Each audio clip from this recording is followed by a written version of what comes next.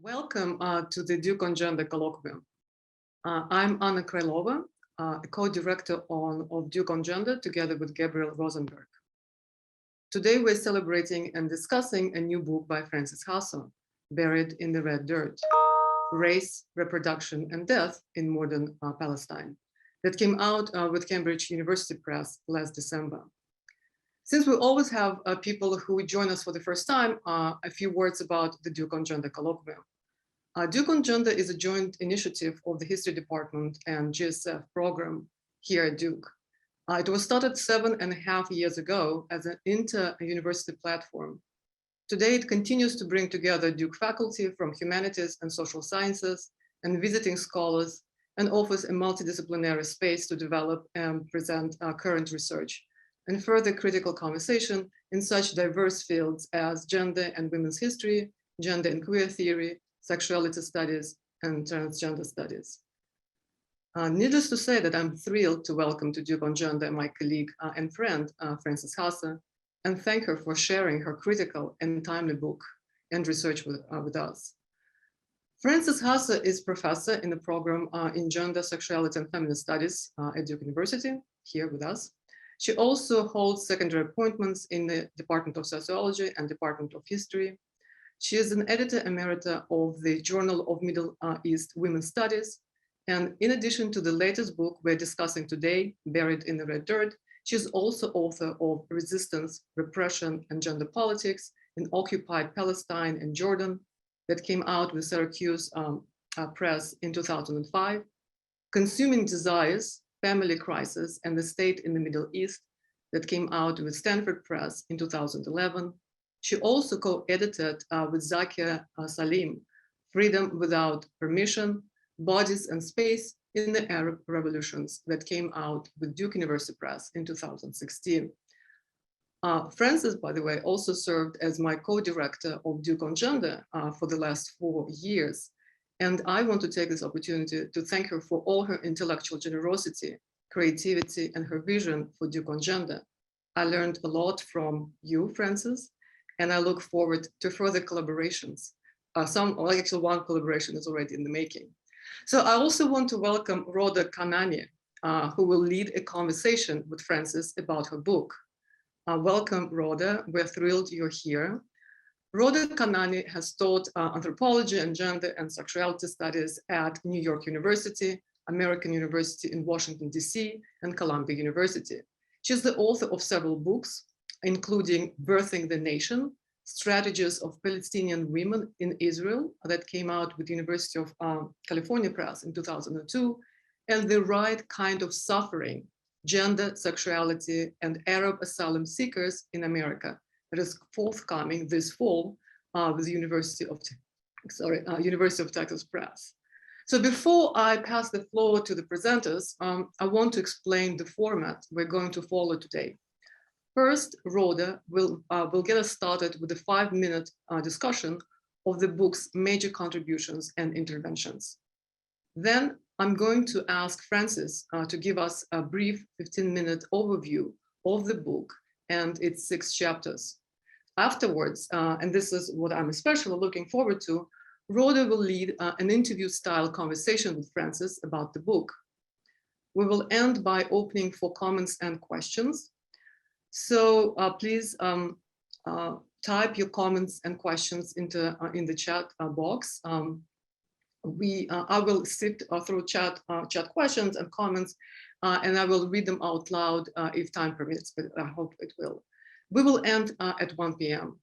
I also, as always, want to take this moment to thank our founding co-sponsors, the GSF program and the History Department, and all our other sponsors listed in the flyer. And of course, GSF program coordinator, Julie Winmore, for all her help with every Duke on Gender event. So I will pass the floor to Rhoda. Thank you very much. Thank you for inviting me, and thank you to the audience members for joining us. It's a real honor to be here. Frances has historically has a real knack for zeroing in on previously neglected issues and laying out really strong yet complex positions, quite often really overturning previous orthodoxies, and I think she definitely does that in this book as well. It weaves, the book weaves powerful through lines across a real striking array of materials. She writes that she asks, quote, questions on scales less examined, relying on my interdisciplinary reading and analytical skills to tell a slantwise story about race, reproduction, and death during and since British colonial period in Palestine, unquote. So she centers what have previously been historical marginalia and probes beyond the commonly authorized registers. What I'd like to do in my this brief moment is to bring together 7 snapshots from the book that really give you a sort of a sense of the incredible array of materials that she engages in on the scope of the book. So snapshot 1, in the spirit of blaming Palestinian culture for lower health indicators, British health official Norman McLennan in mid-1930s criticized widespread consumption of olive oil, which he deemed to contain practically no vitamins. Simultaneously, the guiding logic of what Francis terms nutritional governmentality attempts to determine the least amount needed by a person to live, and so-called nutritional science becomes central to efficient colonization. Snapshot 2, a British report expresses the colonial obsession with, quote, long continued breastfeeding indulged in by the Oriental mother, unquote, claiming that this practice, quote, continues to adversely affect infantile mortality and general physique.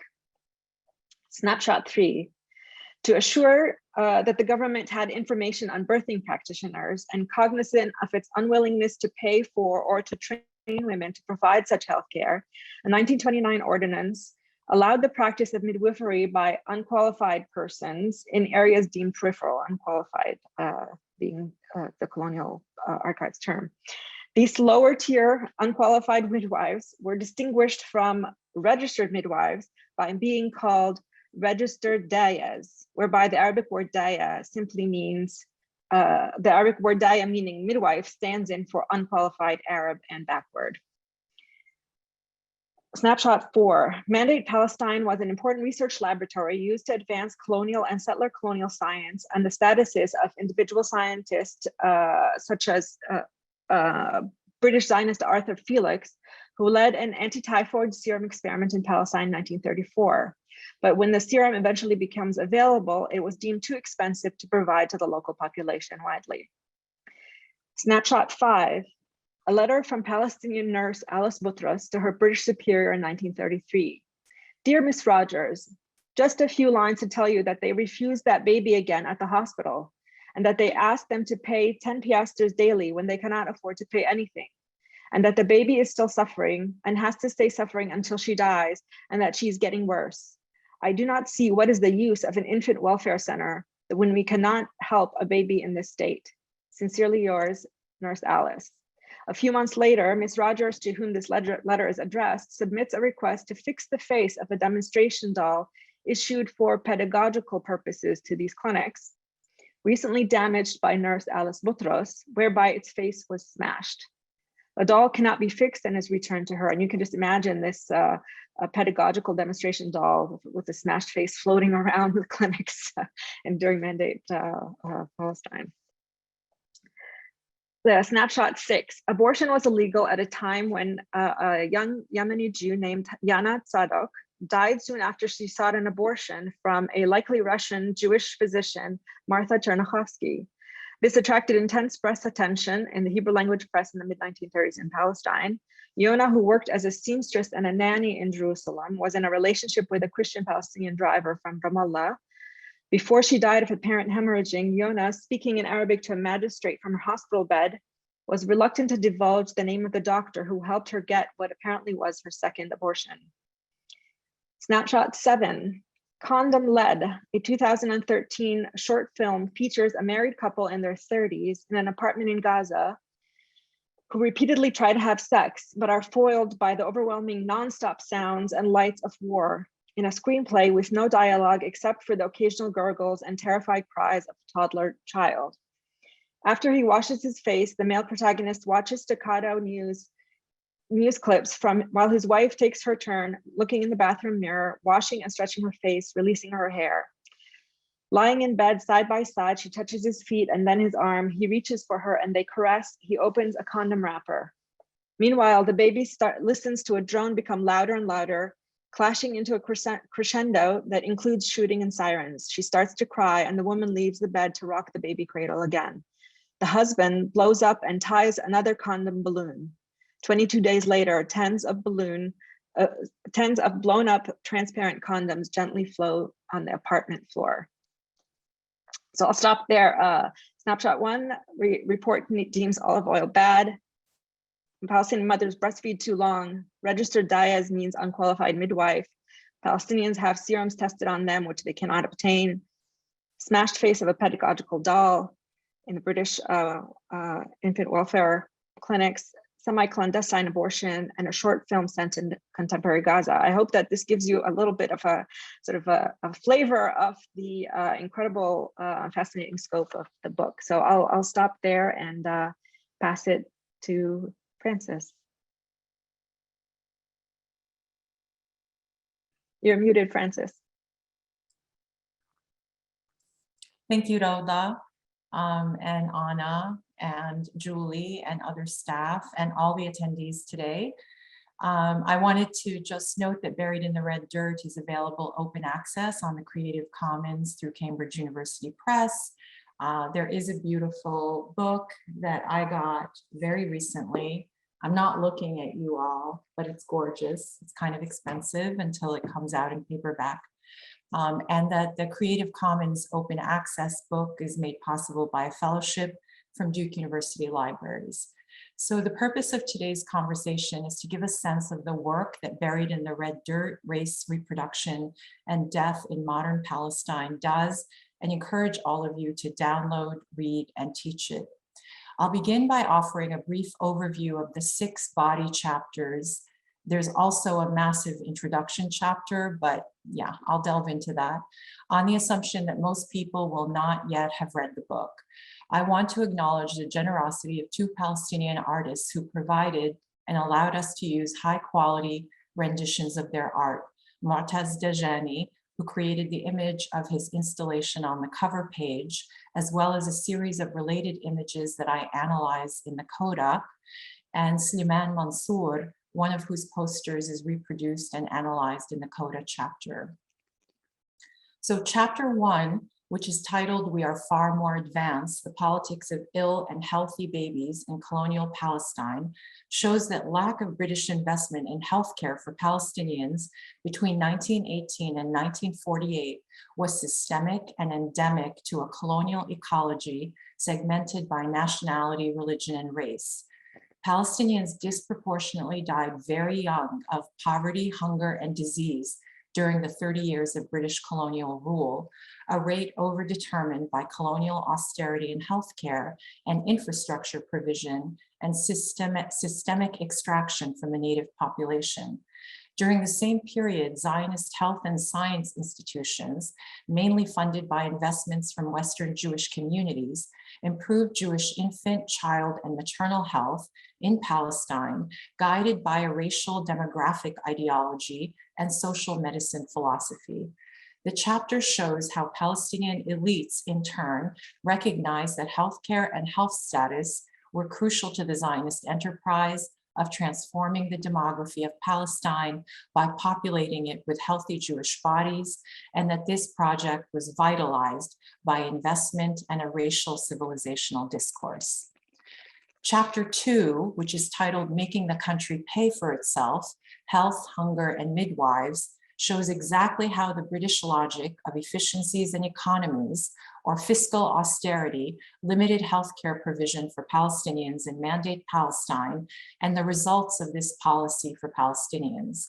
Palestinian malnutrition and even starvation were widespread, predisposing the largely peasant population to illness and death. Despite occasionally acknowledging the structural production of hunger, poverty, and disease, British officials typically culturally condemned Palestinians for ignorance, lack of maternal care, parental inefficiencies, and backward foodways. Even when they privately argued for more resources for Palestinians, they did so within an imperialist rhetorical frame. Not surprisingly, gendered racialized dynamics and material tensions were prominent in the archives as colonial authorities governed Palestinian-serving infant welfare center nurses and midwives, but provided very little money for healthcare. Many scribbled notes in the archives relate to policing the boundaries of registered midwives who dared to use specula to examine pregnant women, give injections to the ill, or independently set up shop. Chapter 3, which is titled Children Are the Treasure and Property of the Nation, Demography, Eugenics, and Mothercraft, examines British and Zionist demographic anxieties and their eugenicist inflections in Mandate Palestine, which as I discuss in some depth, came from different places and had global precursors and diffractions. British authorities frequently expressed concern with higher Palestinian birth rates, which they racialized from early in the occupation.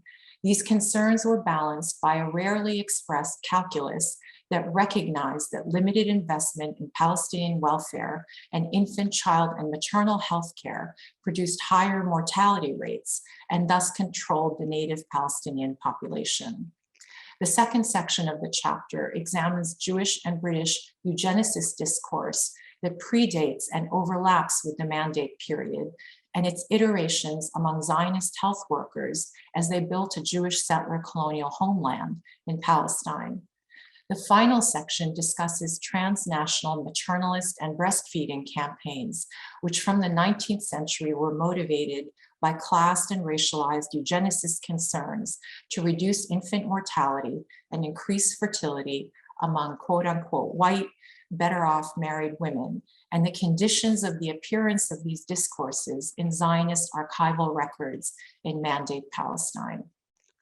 Chapter 4, which is titled Technically Illegal, Birth Control in Religious, Colonial, and State Legal Traditions, shifts the focus of the book to what I call non-reproductive desire in Palestine by comparatively examining relevant legal genealogies and coexisting layers of law on birth control, especially abortion, using a sweeping historical approach, certainly before the Mandate period.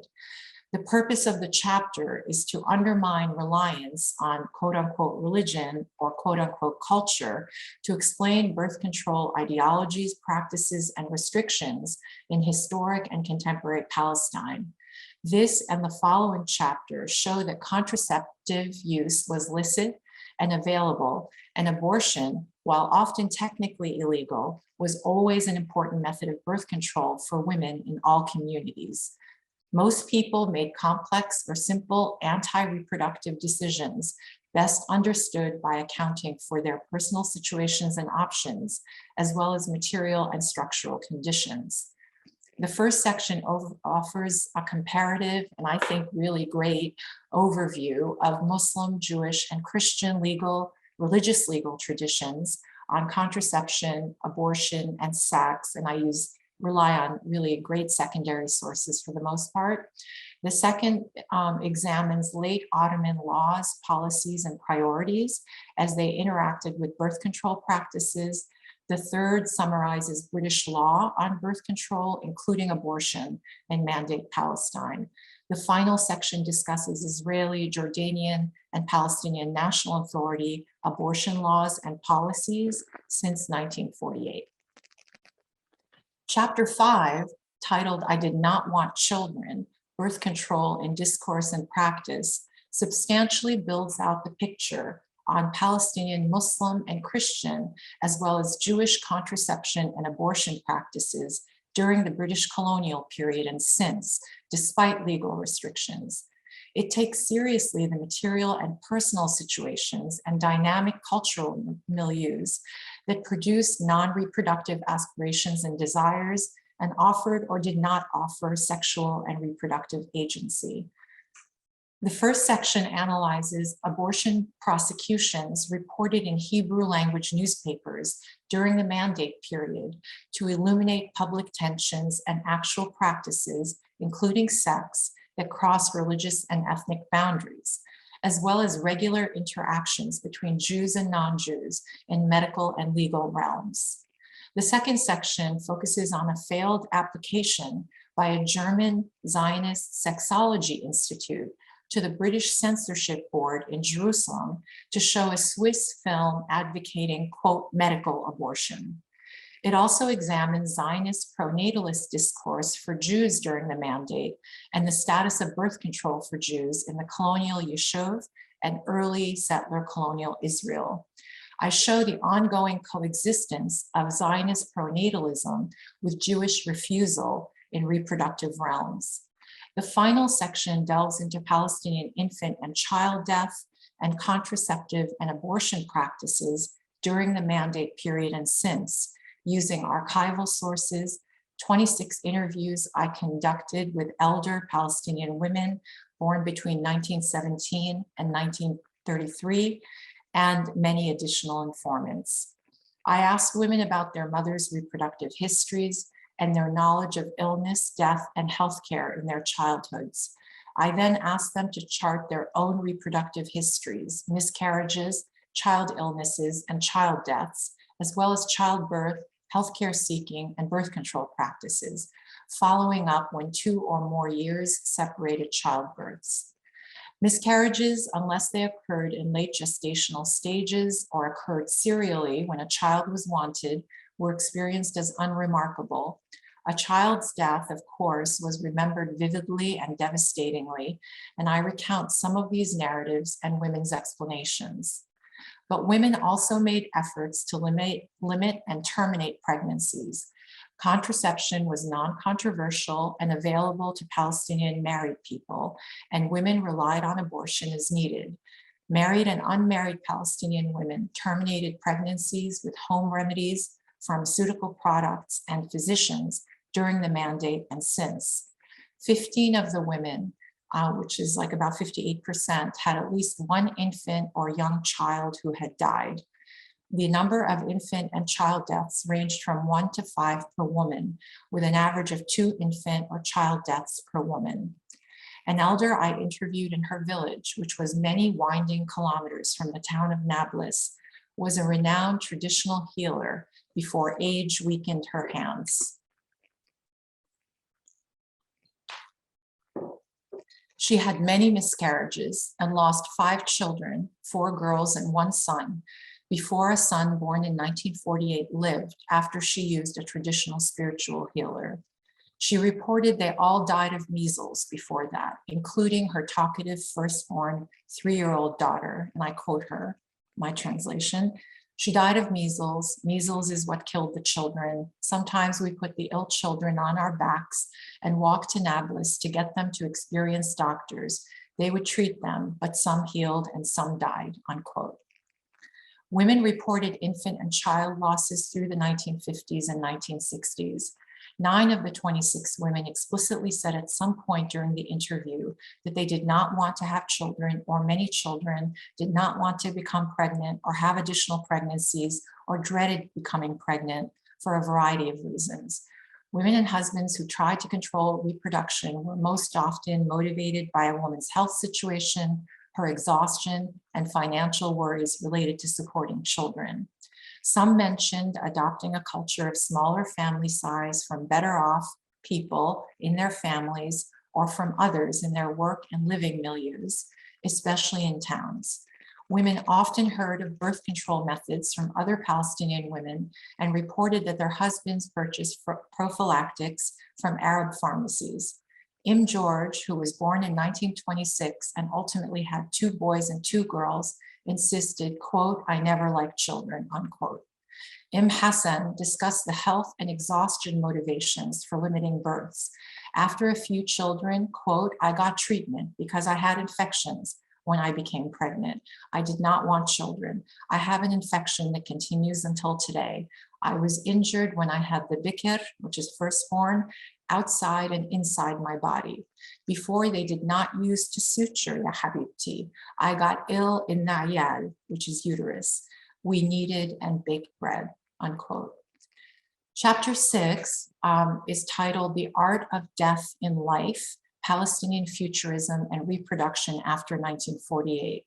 And it proposes that demographic competition with Jews has been largely irrelevant to Palestinian reproductive desires and practices since 1948, a year during which they viscerally and universally recognized the importance to Zionism of the double action of Judaizing and de-Arabizing the land. The operations of Zionist demographic biopower and Palestinian resistance within Israel exist as pluralities in the same time and place, and are never totalizing, as Foucault would have guessed. Representing Palestinians as hyperbolically reproductive has had at least three consequences, I argue. First, it projects and magnifies onto Palestinians what are in fact Zionist and Western pathologies and anxieties reflected in the policies and priorities of their governments, knowledge industries, and foundations, motivated by geopolitical, ideological, and material interests. Second, it misses the range of socioeconomic, psychic, and contextual factors that have shaped Palestinian reproductive and anti-reproductive desires and practices. Third, it distorts our ability to see the emphasis on creative, political, and social struggle and regeneration in the face of Zionist campaigns imposing social and political death in the Palestinian futurities articulated after 1948. Indeed, I found the pervasiveness of death to be more relevant than reproduction in my textured analysis of iconic examples of Palestinian poetry, fiction, and film. So the first section of chapter 6 critically engages with the field of demography and demographic scholarship to consider Palestinian fertility and the reproductive family after 48.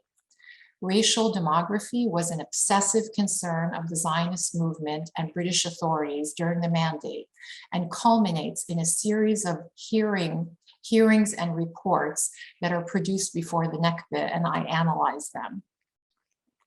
The chapter shows, moreover, that demographic competition with Jews does not explain Palestinian fertility rates, irrespective of the Palestinian pronatalist nationalist discourse that developed in the 80s and 90s, which I discuss in the coda. The second section considers African-American, African, Black feminist, and Western queer scholarship on death, futurity, reproduction, and liberation to further illuminate my investigation of Palestinian life and death. The third section considers death and reproduction in Palestinian literature and film after 48, focusing, as I said, on iconic examples. Using fine-grained readings, I maintain that this material is concerned with social rather than biological reproduction and transformation, and is not oriented to an optimistic reproductive futurity. I end the section with Palestinian geographer Wala al-Qaisiya's decolonial queering concept, which aims for a politically and sexually transformed Palestinian futurity, while not taking, quote, an anti-nationalist stance, unquote. She argues that decolonial queering challenges, quote, the heteronormative reproduction of a Palestine, unquote, that foregrounds heroic masculinity and disavows homosexuality, non-marital sexuality, and sex work, which are condemned as sources of collaboration with Israel and dishonor. Decolonial queering, she writes, quote, provides room for gender and sexual performances that disidentify with the dominant gender paradigms enshrined in Palestinian nationalist thought, unquote, and the queer assimilation requirements of Zionist LGBTQ frames. It challenges nationalist silencing of queer and native feminists and insists on recognizing that the edifices of Israeli colonialism are, quote, heteronormative structures, unquote, that are sometimes produced in Palestinian imaginings and liberation. A Palestinian decolonial futurity, al-Qaisiya argues, refuses liberation on the terms set by these systems of subjugation.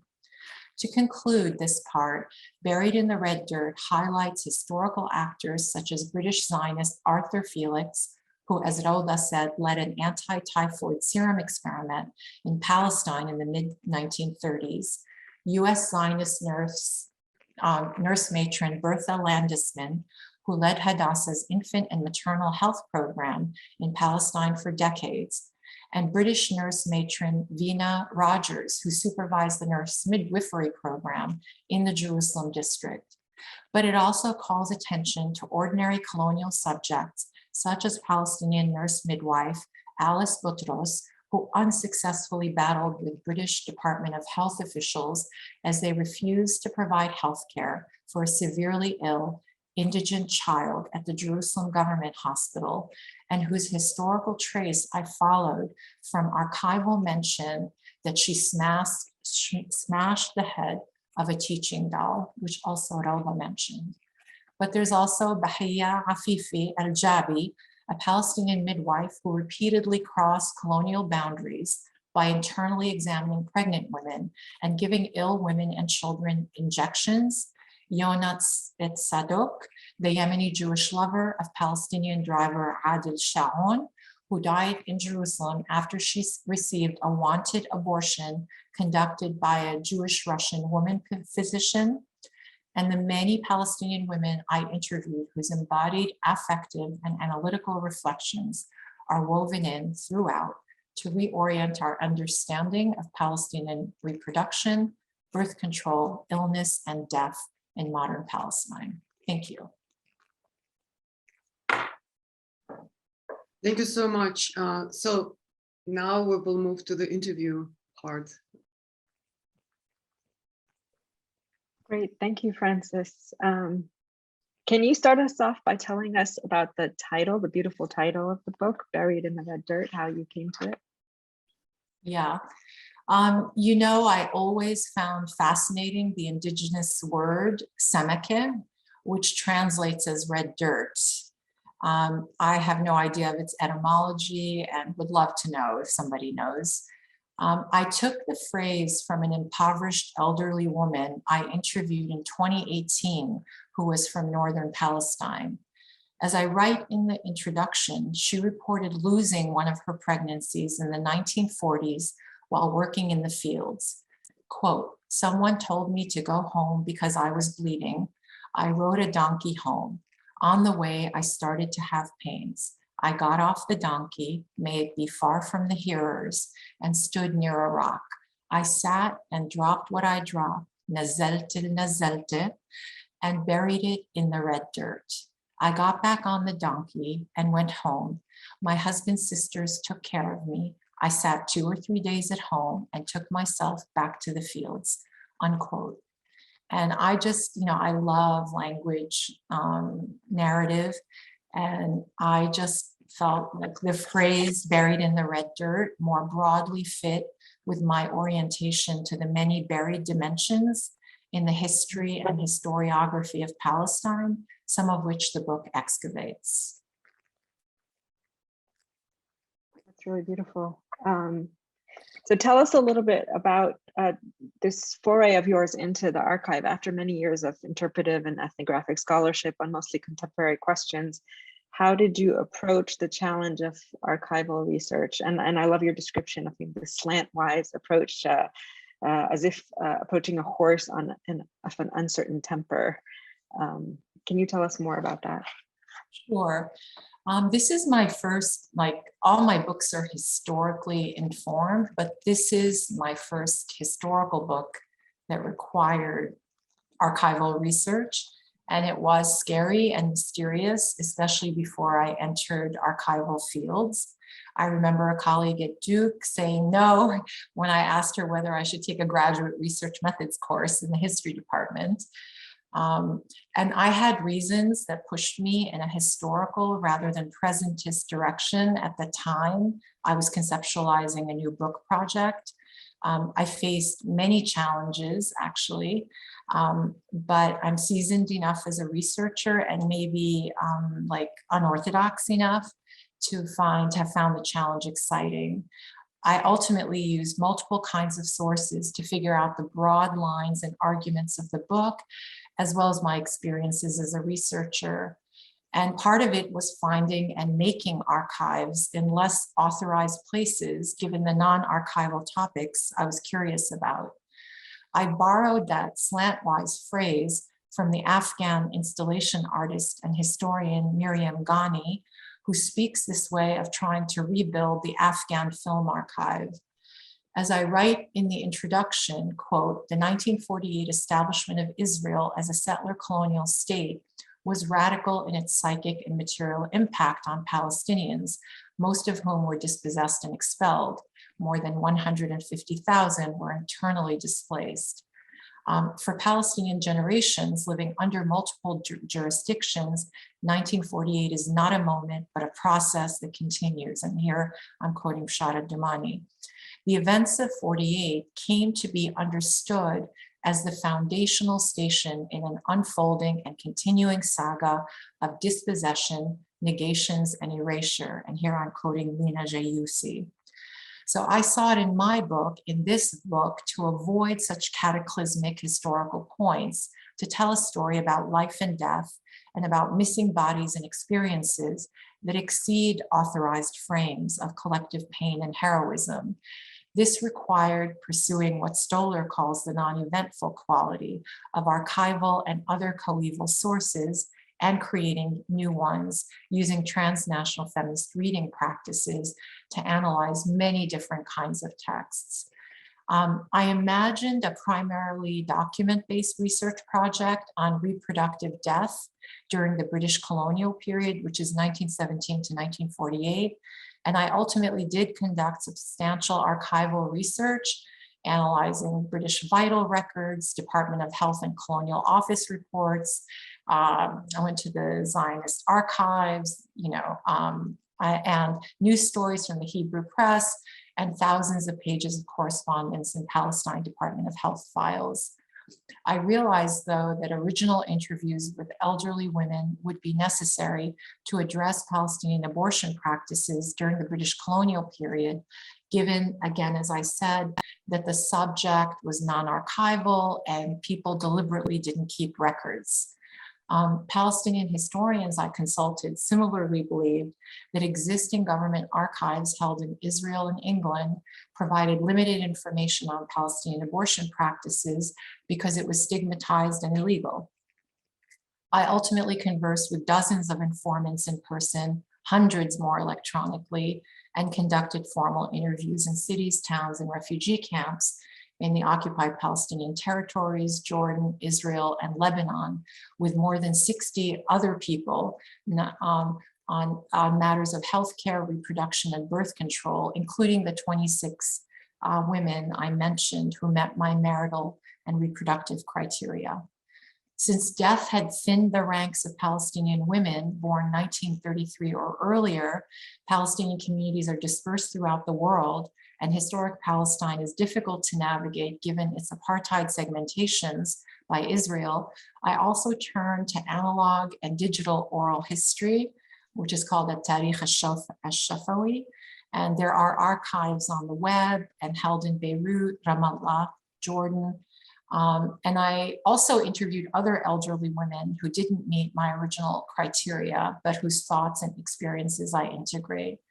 So I learned much of value from the Palestinian oral history projects, which proliferated from the 90s as Palestinian activists and scholars interviewed elders before they died in an effort to record Palestinian life before the establishment of Israel.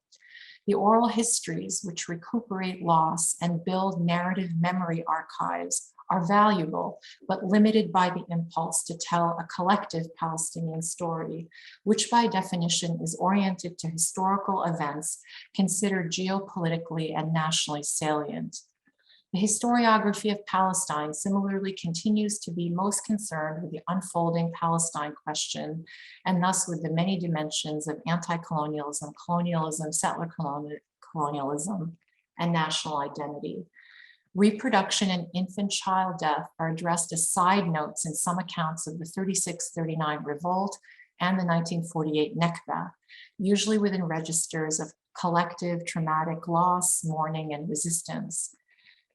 And it's not surprising that the Nakba and its antecedents, which ended a way of life and set in motion multiple situations, sovereignties, and existential crises for Palestinian communities, is overrepresented to a degree that simultaneously silences other lines of inquiry, and that's from Jumani.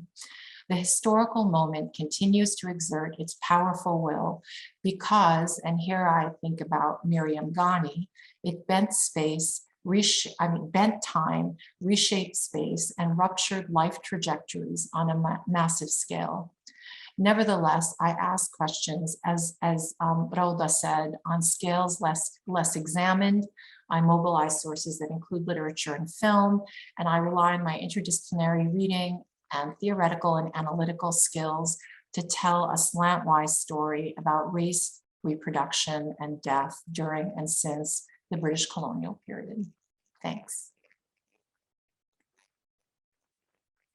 Sort of a bit of a follow-up question. How did you approach the racism of the archive while still engaging its content? And I think this is a sort of a representational question that many of us face in our various work. For example, when you came across a British or Zionist description of a dirty, ignorant Palestinian woman or a home, how did you navigate quoting these opinions without reifying them? Yeah, I mean, first, I don't know if people who read it, Frauda, you noticed, my salty analytical self is absolutely present in how I analyze and frame that material in the book. And I don't have this kind of, I just kind of face things. But I do have a broader approach to race and racism that I think is a bit unusual for scholarship on Mandate Palestine. My highlighting of the race question, and even in relation to how like Vina Rogers talked about Jewish midwives, you know, in Palestine, I just, you know, I note that, you know, that we have to read it through those kinds of lenses and read the documents, because I was reading documents that were evaluating midwives. But my highlighting of the race question resulted, though, at another level from some crystallizations that occurred during conversations with interlocutors at a 2020 Franklin Humanities Institute book manuscript workshop. And as I write in the introduction chapter, quote, a dominant motif in Buried in the Red Dirt foregrounds the racialized distribution of ill health and death in Palestine, attenuated by class and gendered sexual embodiments and positionalities. I show how ideologically and practically racism and eugenics shaped British colonialism and Zionist settler colonialism in different ways and informed their health policies, investments, and discourses. Race is central to the plot in this book, and I take as axiomatic that racial projects articulate with sexuality, given their concern with biological and social reproduction, who people have sex with or marry, who has babies and how many, who deserves citizenship, who is worthy of health and life, and who merits illness and premature death. I show how white racial and population anxieties and discussions of race more generally were increasingly prominent at global conferences at the turn of the 20th century. So I wrote like this entire new section in the intro paragraph during COVID after my book manuscript workshop, because it seemed like I needed to make a stronger point, and I needed to do additional research.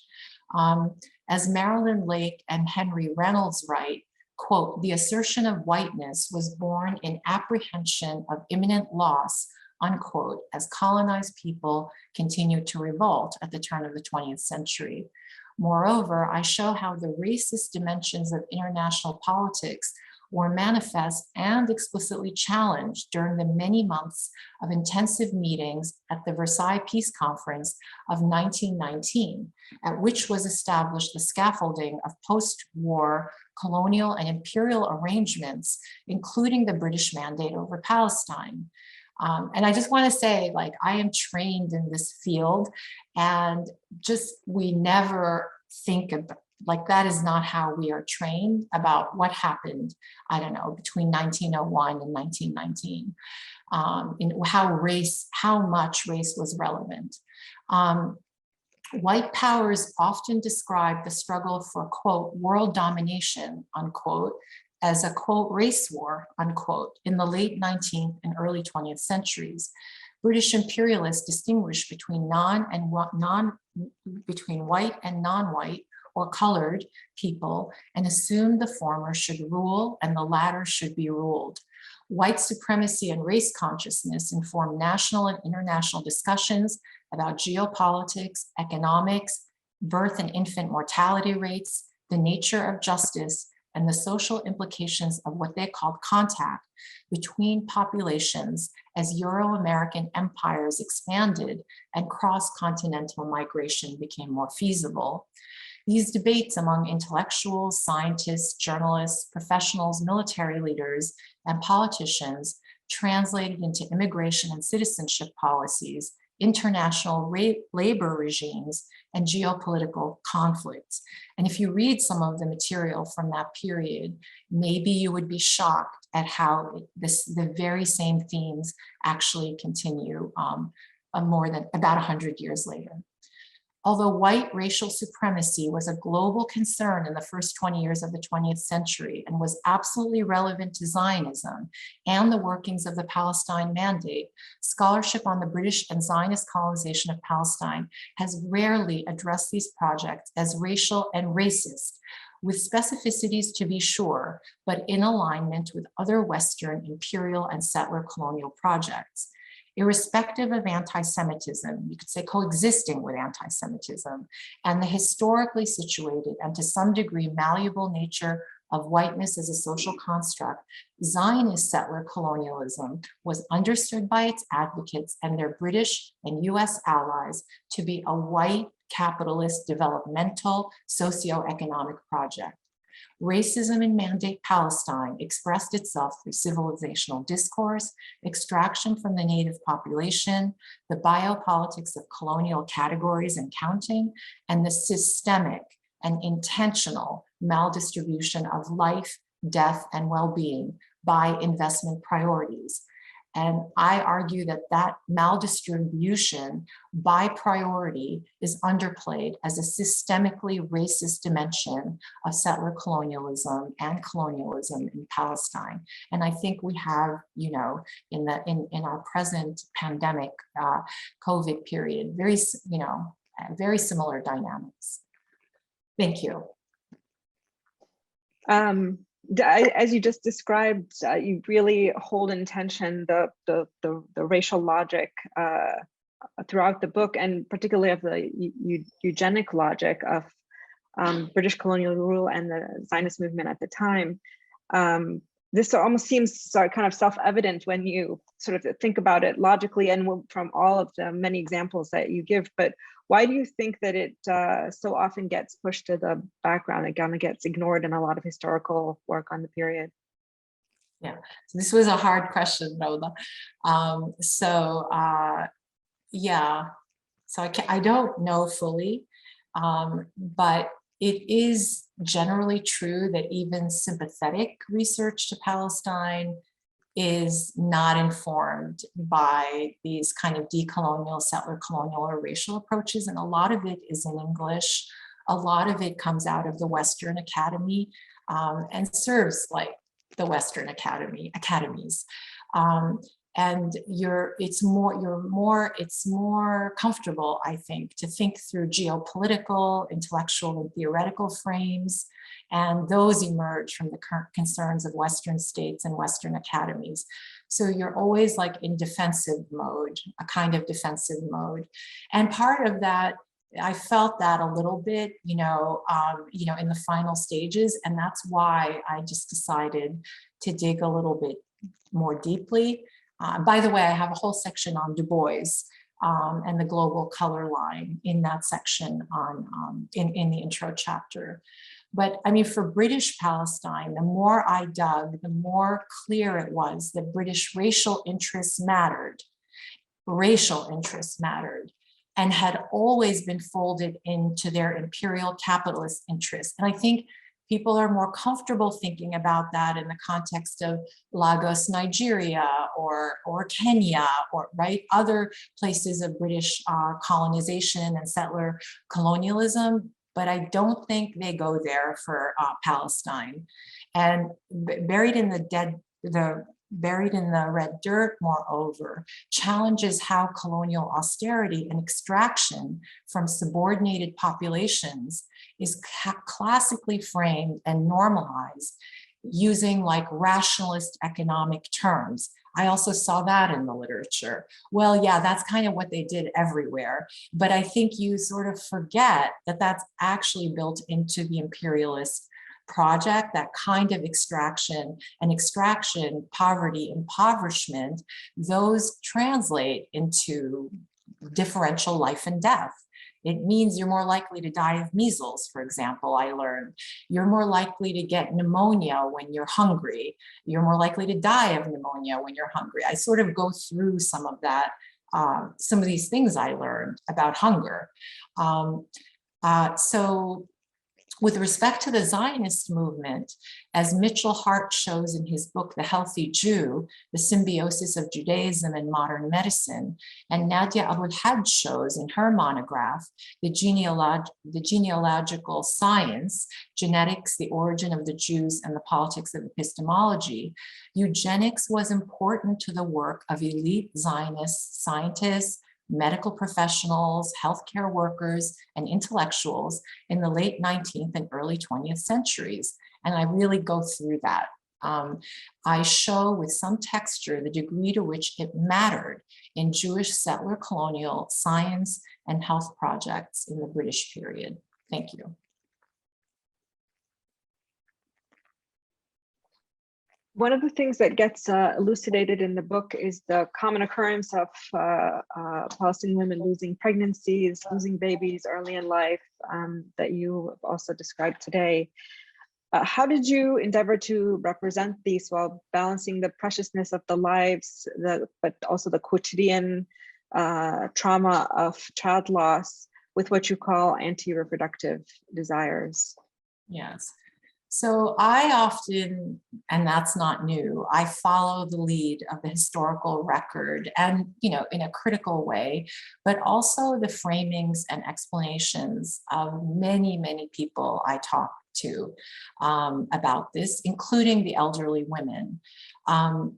So, and what I learned from doing this work, because I sort of started with the death idea for this project, and then I learned a lot of things, like that the median age of death for Palestinians during the entire mandate was between 2 and 3 years old. I mean, I found that shocking and a puzzle, like, and a question. And because you had like a Jewish population, right, that was concerned for by the Zionist movement, you actually had, I go into the demography of age structures and all that, but that is a shocking number, that half of Palestinians died before they were 3. So anyway, so death was part of it. But then I also wanted to push further on this question of not wanting to reproduce. And what I learned is that women who did not want children or wanted to control their reproductive life, they understood this to relate to life, you know, itself. So they didn't really think about it as death. And I do go through, what that means. Like I go through Islamic jurisprudence and traditions around when life begins, and also Jewish and Christian. And their work, and it also related to their workload and feeding and their health and feeding the existing children. So basically I followed their explanations and understandings of pregnancy, miscarriage, and death, which weren't simple, and they can't be just thrown, you know, I show exactly how not simple they were. I also took seriously, listened carefully, and wasn't embarrassed, I don't know why, but to prod about how they lived their reproductive and sexual lives and why they made certain decisions or certain things occurred.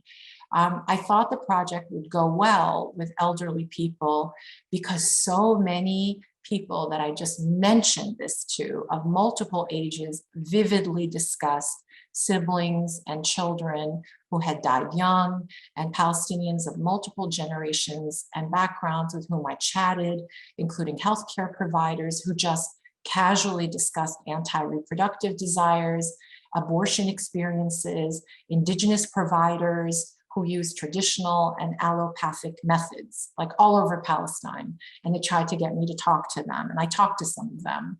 So yeah, so that's kind of what I did. Thanks. So tell us more about interviewing these older women who, were having babies and losing babies in the mandate period. What you hint in the book that was a learning curve, or you sort of had to adjust your interviews with them as you went along. Can you tell us a little bit more about that? Yeah, so early during the interviews with the elder women, I realized my disciplined focus on the past was disconnecting me from women who were focused on more vivid and present grief, pain, and loss related to adult children who may have preceded them in death, siblings who died, and their own physical deterioration. That is, their accounts and embodied sensibilities exceeded my initial historical endpoint of Mandate Palestine. And part of that was like, I thought, oh, a historian, like they focus on like from this to this. And, but I made some presentations where historians were like, you have to go past, 48. And that was helpful, but also every interview is a connection, and it's a very personal connection, and it's a relationship. And it's not just a relationship with the person, it's with their family, it's in the refugee camp, things like that. So yeah, so I just really listened carefully. And I learned to better attend to the stories that told quotidian, embodied, and collective accounts over time, including other wars, other dislocations, and sufferings in Lebanon, Jordan, Palestine, and Syria. Similarly, casual conversations and formal interviews with midwives, nurses, obstetricians, researchers, and friends, especially about abortion, produce like unexpected intimate revelations about selves, mothers, acquaintances that mapped beyond the colonial era and even beyond Palestine for professionals familiar with midwifery, nursing, and obstetrics. And maybe they were trained in the US, England, the Soviet Union, Jordan, Palestine, Israel. That I talked to people like that. But that's kind of how I managed, and I'm still in touch with their families. Given the passage of time, women's ages, their current aches and pains, and memory lapses, I didn't try to belabor like date inaccuracies, inconsistencies, and gaps, but I often followed up with those family members by email, on WhatsApp, things like that. I occasionally corrected numbers and dates from the fuller story and additional research. I do something I was trained in called triangulation. I took for granted that respondents always had their own agendas, about what to tell me, what to hold back. I didn't have that kind of arrogance. I was rarely alone with a woman, which I generally found to be ideal because children, grandchildren, in-laws, and neighbors, they filled out hesitations and memories and asked women for particular stories. When I thought there was tension in an interview setting, which I obviously don't know, that was occasionally occurred, and I didn't know what it was always, I asked for privacy or for younger children to leave, but this was not a matter that I thought I controlled. Most elder women lived in extended households in cities, refugee camps, and villages, and many community members were interested in me. So I relied on that to find willing and able women for my focus. And so the interviews, while they don't pretend to be systematic, I think they illuminate a domain of Palestinian life during the mandate that has not previously been considered important enough to study. And I have pictures of those women, often with me. I wasn't gonna take any pictures, but many of them wanted pictures. So I look at them sometimes. Thank you. Frances, your book is really innovative in its engagement with Afrofuturism and Afropessimism and queer futurity. Can you draw out the through lines of those with your research? I'm going to shift towards the end of the book away from the colonial archive and oral histories to more recent history and to literature, film, poetry, art. Can you tell us how you decided on this market shift in the book and in the research? Yeah. So one thing I have to say is I had to push back on some readers, for that kind of radical shift.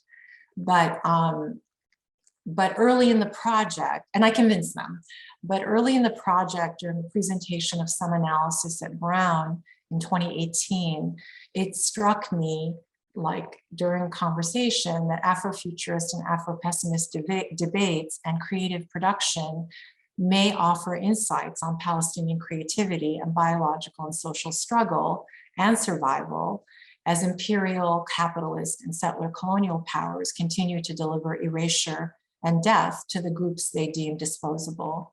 And this seemed particularly important given the historic hyperbolization of Palestinian reproduction and life by Zionists and Zionism, and the ways in which, at some level, survival does depend on a kind of intergenerational continuation. During the Q&A, my colleague and friend Shireen Saikali brought up Palestinian author Emil Habibi's classic 1974 absurdist novel, which was released in parts in a newspaper. In The Secret Life of Said the Pes Optimist, which was published under the more evocative Arabic title الوقائع الغريبة في اختفاء سعيد أبي الناحس المتشائم, which is the strange events in the disappearance of Said, the unlucky pes optimist. And so what Habib does, which is very famous for Habibi does, is he consolidates the Arabic words for optimist, mutafa'il, and pessimist, mutasha'im, to coin the term mutasha'im. The novel brilliantly tells the leitmotif of disappearance, social and political death, prominently found in Palestinian literature published after 1948. Habibi's neologism offered me a discursive aperture to speculate on reproduction, death, and futurity in Palestinian imaginations with the occupation of 1948 Palestine and the expulsion and containment of Palestinians in settings that include 48 Israel, where The Secret Life of Said was set and where Habibi lived. Entering that novel with my own concerns and questions in mind was incredible and opened the door further to other iconic Palestinian literary and film productions since 1948. It absolutely, I found, filled a gap left by impoverished discussions of death, reproduction, and survival that are framed in geopolitical, demographic, and public health terms, or even in gender terms, which, don't get me started. I found this kind of methodological and source crossing and jumping really easy. Queer-inflected deliberations on optimism and pessimism, moreover, invited me to push harder against the scene of Palestinian anti-reproductive desire by considering forms of flourishing and belonging that do not require heteronormative reproductivity, as I explained earlier in the chapter overview. Thank you. I could do more here, but not today. So just one final question from me, zeroing in on the question of demographic competition versus political concerns in reproduction. Can you tease out a little bit more your distinction between Palestinians engaging in demographic competition, which is projected onto them, and you argued they do not, and having political concerns such as compensating for a child killed by the occupation, which you argue is a concern. What are you trying to do by separating those two? Yes. So as I write in chapter 6, and there's more in chapter 6, commitment to sustaining kin ties differs from having babies for the purpose of demographically competing with Jews, a sensibility often sloppily projected onto Palestinians writ large as if it explains actual reproductive practices and fertility. My non-systematic detour into fertility studies indicates rare efforts to break down Palestinian data by socioeconomic class, refugee, non-refugee, urban, rural, even in Israel, limiting their value as studies of quote-unquote Palestinian fertility, which is essentialized and masking our ability to understand the causal factors at play in different settings and times. Total fertility rates, I learned a lot about fertility in this book. Total fertility rates are sensitive to many factors, most of which are not studied, with the exception of access to contraception and desire for sons in Palestine. Systematic fertility data that account for Palestinians' multiple statuses within and across different geographic sites and sovereignties over time are non-existent. Some of the problems in the literature on Palestinian fertility are illustrated in an otherwise thoughtful, lengthy article that I discussed by demographic historian Philippe Farg, which is titled Protracted National Conflict and Fertility Change, Palestinians and Israelis in the 20th Century, unquote. It's from 2000. While the article shows the axiomatic importance of Palestinian fertility to Western powers, given the, quote, exceptional political history of these populations, in which demography played a major role for both sides in nation building, unquote, the second clause presents demographic fertility as a strategy for, quote unquote, both sides. The discursive framing of the fertility question occasionally traffics in other empirical sleights of hand. I also kind of take on a nice article on Gaza by a Gazan scholar. So this is back to Farg, quote, two extremes of fertility transition are found side by side, ranging from barely above replacement level among Jews born in Europe and among Christian Arab Israelis, to the highest level recorded in today's world among Palestinians of the Gaza Strip, unquote. Instead of comparing Palestinian Christian, Palestinian Muslim, and Jewish fertility rates in Israel, which would be closer to side by side, and Israel has no borders, right? No legally recognized borders. That's on purpose. But let's just say 1967 bordered Israel, which would be closer to side by side, despite Israel's apartheid-like geography and legal scaffolding within those borders. Farg compares Israeli Palestinian Christian, Israeli Jewish, and Gaza, which is assumed to be Muslim, but there are Christians in Gaza, and Gaza Palestinian fertility rates.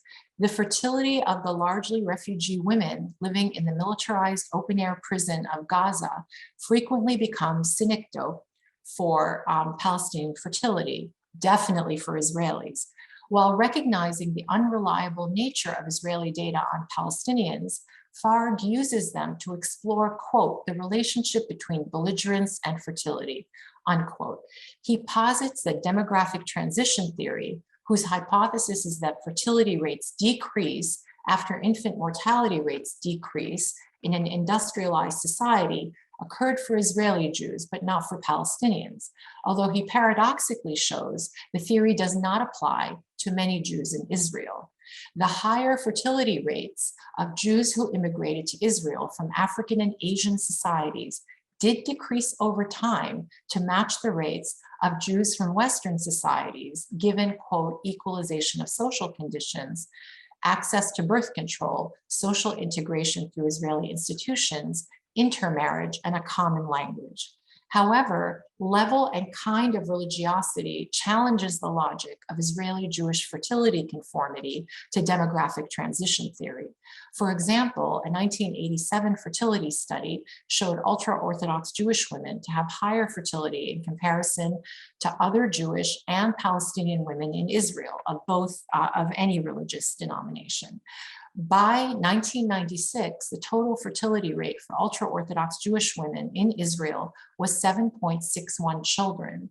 Ultra-Orthodox political leaders had long explicitly promoted large families to, quote, increase their weight, unquote, in elections and, quote, seize political power within Israel by democratic means, unquote. Moreover, the average fertility among Jews in Israel at the time the article was published, and this Farg says this, was higher than, quote, Tunisia, Turkey, or Lebanon. Muslim majority countries ranked, quote, far behind Israel in standard of living and political participation, unquote. Farg shows the importance of Jewish demographic dominance to the shape of Israeli law and policy, Zionist anxiety about high rates of Jewish intermarriage with non-Jews outside Israel, and low rates of Jewish immigration to Israel, and Zionist concern with low Jewish fertility relative to, quote, excessive Arab fertility, unquote, in Israel.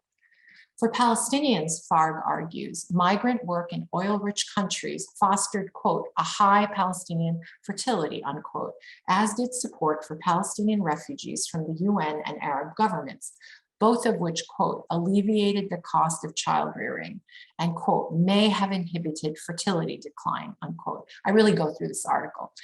He makes compelling and not so compelling socioeconomic and political arguments to explain fertility differentials between Jews and Palestinians in Israel and between Palestinians in the West Bank and Gaza. None of the claims, however, indicate that demographic competition with Jews explains Palestinian fertility rates, irrespective of Palestinian pro-natalist nationalist discourse that did develop in the 80s and 90s. The ever-present dilemma, but in the 80s and 90s, also in the 90s, Palestinian fertility went down, and definitely in the 2000s.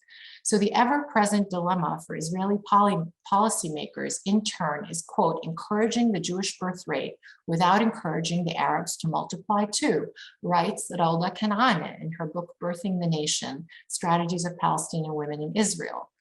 Israeli policies designed to, quote unquote, curb the Palestinian fertility rate and encourage Jewish fertility and immigration are continuous, as is the related concern to counteract negative Jewish demographic trends.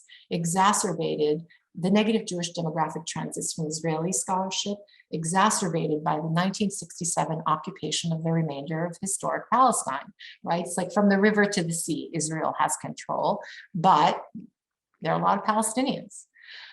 Encouragement of Jewish fertility, especially by religious and right-wing parties, has at various points, certainly by the 80s, competed with the quality, not quantity, bourgeois Zionist positions concerned with poverty and lower rates of education in families with more children, which also affected legal debates in Israel related to abortion policy. So research findings on post-48 Palestinian fertility are mixed and variable over time, but show dramatically declining rates, including in Gaza. So despite the empirical and methodological weaknesses, scholarship sometimes rehearses the idea of a Palestinian demographic sensibility, in the process unintentionally skirting over the range of personal and social motivations of actual Palestinian fertility decisions. And in the Coda chapter, I dig into the ideological work of popular rhetoric that frames Palestinian reproduction as motivated by demographic competition. Ideographic studies of Palestinian women's reproductive and anti-reproductive motivations and decision-making are notably limited. A sample of 8 mothers with between 1 and 6 children in the Kalandia refugee camp in the West Bank, which, by the way, I got detoured into the Monday I came back because by the Israelis with a bunch of other Palestinians. It's at the major checkpoint. But a sample of 8 mothers between 1 and 6 children in that refugee camp found that, quote, political reasons, unquote, were relevant to fertility decisions for 7 of the women in the sense that they, quote, feared death or imprisonment of their adolescent sons by the Israeli military, unquote. While most of these women were motivated to, quote, have more children to counter such losses, unquote, mothers with imprisoned or killed sons, quote, had fewer children because of the loss of an income provider and because they were scared of losing another child, unquote. Moreover, mothers who did not articulate a connection between fertility and, quote, national struggle were having many children. This is from an article by Hansen et al. From 2013. Consciously or unconsciously, some Palestinians may worry about needing, quote, a replacement child because this one might be killed, unquote, as an experienced nurse midwife mused with me during an interview in 2018. which should not be reduced to a nationalist demographic motivation. Indeed, none of the quote unquote political reasons given in the Kalandia refugee camp study were based on demographic grounds. Thank you.